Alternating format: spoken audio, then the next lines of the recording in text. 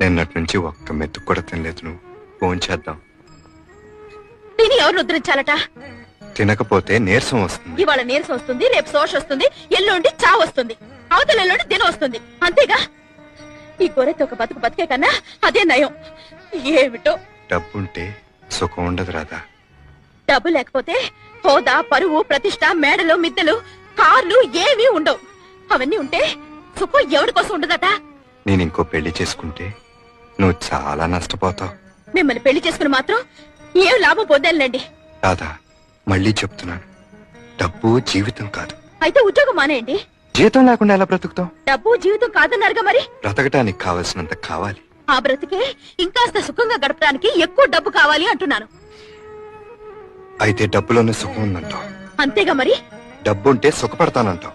వేరే చెప్పాలా? నన్ను ఇంకో స్త్రీ పంచుకుంటుంది. నాకే నష్టం లేదు. నేను ఒప్పుకోపోతే అన్నం తిను. పచ్చి మంచి నీళ్లు కూడా ముట్టుకోను. ఓకే, నువ్వు డబ్బుతోనే సుఖపడతానంటున్నావు కనుక, నేను డబ్బు సంపాదించలేను కనుక ఒప్పుకుంటున్నాను. సంతోషమేనా? రా, కలిసి భోంచేద్దాం. తర్వాత ఈ అవకాశం నీకు మళ్ళీ దొరకపో.